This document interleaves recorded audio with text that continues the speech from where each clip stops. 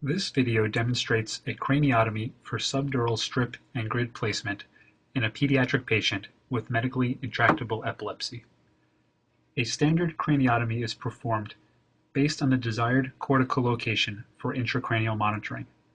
In this case, the right frontal lobe was the likely epileptogenic focus based on non-invasive preoperative studies. Following a skin incision, a large C-shaped craniotomy flap is elevated.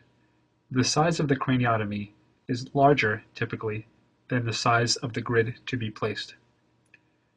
A grid is placed using forceps to direct it to its desired location. Here, an 8x8 electrode grid was selected for placement over the right frontal region. Gentle irrigation is injected under the subdural grid as it passes over the brain surface. For strips placed without direct visualization, any resistance encountered likely represents a bridging vein, especially in the parasagittal region, and should prompt the surgeon to stop and change trajectory. Closure technique varies among surgeons. Following subdural grid placement, some groups reapproximate the dura with or without a pericranial autograft, especially when the number of electrodes placed is high, whereas others leave the dura open due to concerns of delayed cerebral edema and increased intracranial pressure.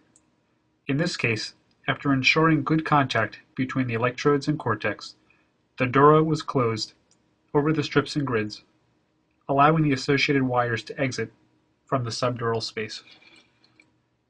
A cellulose-based hemostatic matrix and a dural substitute were placed overlying the dura. In this case, the bone flap was replaced.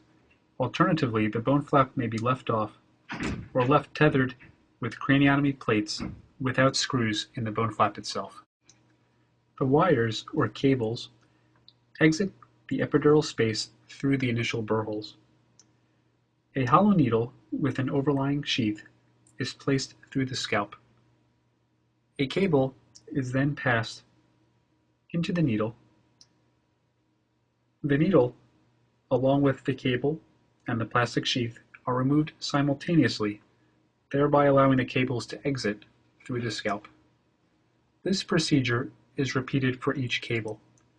A purse string suture is placed at the exit site of each cable to reduce the likelihood of a CSF leak. The galea and skin are closed with sutures in standard fashion. Additional sutures are placed to securely anchor the cables to the skin and to incorporate a strain relief. Cables are carefully tagged in order to ensure correct identification of the source data.